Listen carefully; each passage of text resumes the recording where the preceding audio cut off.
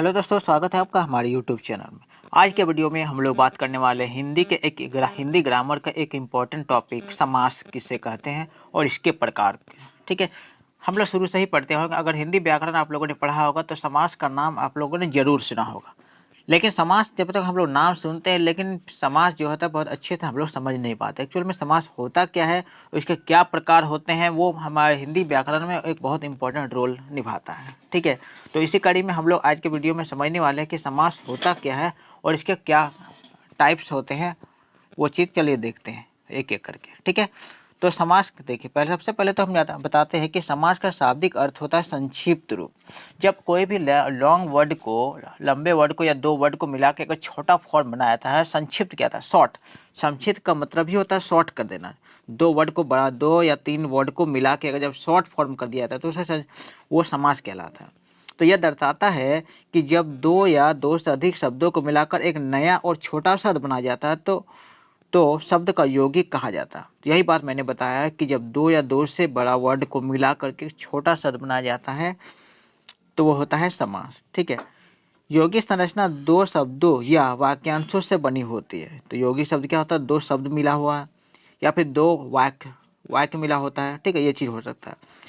इनमें से पहले को पूर्व सर्ग और दूसरे को पद की स्थिति के रूप में जाना जाता है। यानी कि दो वर्ड जब मिलकर बना होगा तो पहले वाला तो पूर्व सर्ग बोला जाता है और दूसरा वाले जो शब्द होते हैं तो और शब्द के स्थिति के अनुसार ही लगाया जाता है, क्या कंडीशन है अकॉर्डिंगली। ठीक है,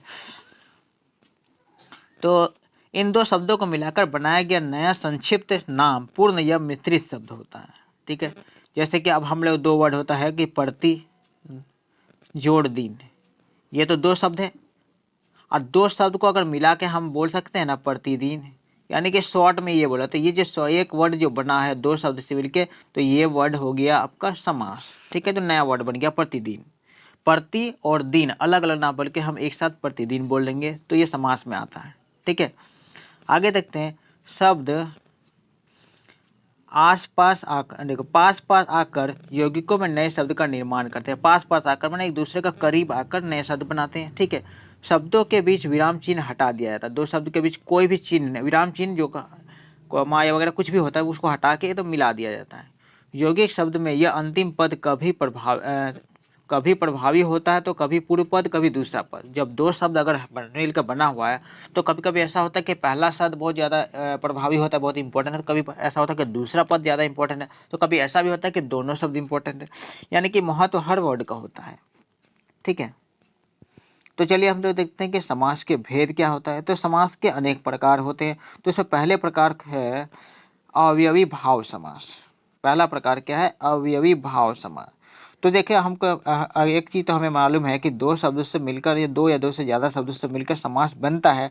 तो हमने ये एक बात पहले भी बताया कि कभी पहला वर्ड प्रभावी होता है तो कभी दूसरा वर्ड प्रभावी होता है। ठीक है, तो ये अवयवी भाव समास में क्या होता है कि अवयवी भाव समास वह होता है जिसमें प्रारंभिक शब्द हावी होता है। जो मैंने पहले बताया कि पहला वाला शब्द का ज़्यादा इंपॉर्टेंट होता है और दूसरा शब्द असीम होता है। अब जैसे प्रतिदिन है तो दो वर्ड से मिलकर बना, प्रति और दिन दो वर्ड से मिलकर बना तो प्रति ज़्यादा प्रभावी है। जैसे यथा संभव, एक यथा है दूसरा संभव, दो वर्ड से मिलकर बना तो यथा इसमें ज़्यादा प्रभावी लग रहा है। जैसे अनुरूप, ठीक है, तो अनु वर्ड ज़्यादा प्रभावी लग रहा है। तो यानी कि दो शब्द से मिला और पहला वर्ड का अगर ज़्यादा वैल्यू रहता है तो वो होता है अवयवी भाव समास। ठीक है, तो दूसरा प्रकार जो है तत्पुरुष समास।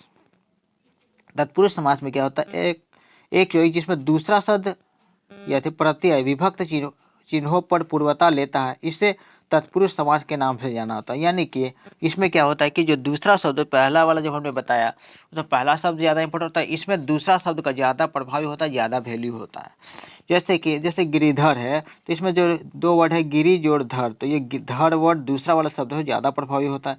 जैसे जल जोड़ अभिषेक, ठीक है, तो ये दूसरा शब्द जो होता है अभिषेक, ये ज़्यादा प्रभावी होता है। राह खर्च हो गया तो एक होता है राह, दूसरा होता है खर्च, तो इसमें ज़्यादा प्रभावी आपको खर्च लग रहा है तो यानी कि दूसरा वर्ड ज़्यादा प्रभावी होगा तो तत्पुरुष समास कहलाता है। ठीक है, तीसरा प्रकार है द्विगु समास। द्विगीय समास वो होता है जिसमें उपसर्ग के रूप में संख्या विशेषण होता है। देखिए कोई संख्या है, उपसर्ग का मतलब होता है जो पहला वाला वर्ड जो हम लगाते हैं ना, दो वर्ड से मिलकर बना है मान के चलिए, तो पहला वर्ड को उपसर्ग बोलते हैं और दूसरा वाला शब्द को प्रत्यय बोलते हैं। तो पहला वाला जो शब्द होगा कोई संख्या होगा, 1 2 3 100 200 1000, मैंने कोई संख्या हो सकता है।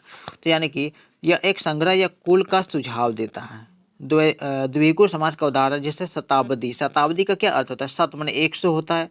अच्छा अठन्नी, अठन्नी का भी तो एक संख्या ही होता है एक तरीके से।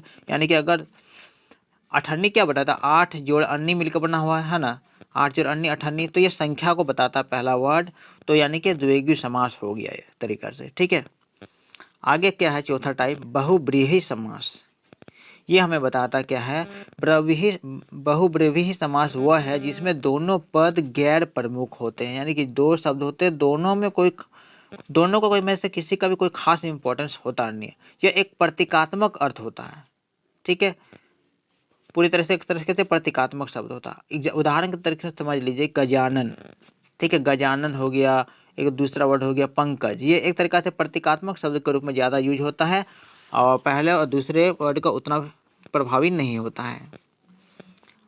उसके बाद नेक्स्ट टाइप्स होता है द्वंद्व समास। द्वंद्व समास क्या कहता है कि जब शब्द और या, देखो जब शब्द और या और विरोध में दिखाई देते हैं तो द्वंद्व समास कहलाता है। यानी कि जो पहला शब्द और दूसरा शब्द, दो शब्द होता है, इसमें थोड़ा सा लिखने में मिस्टेक हो गया कि पहला शब्द और दूसरा शब्द जब एक दूसरे का विरोध दर्शाता है, उल्टा दिखा, विरोध का मतलब क्या होता है? उल्टा दर्शाता है। दो शब्द है और एक दूसरे को उल्टा दिखाएगा तो द्वंद्व समास होता है। जैसे कि होता है आग पानी, एक दूसरे का उल्टा लग रहा है ना, आग का उल्टा हो गया पानी, एक दूसरे का विरोध कर रहा है, इस टाइप से लग रहा है। जैसे होता है ऊंच और नीच, दो शब्द है और दोनों शब्द एक दूसरे का उल्टा लग रहा है, तो यानी कि ये द्वंद्व समास हो गया, यानी कि विपरीत अर्थ दिखाएगा, एक दूसरे का उल्टा दिखाएगा, ठीक है।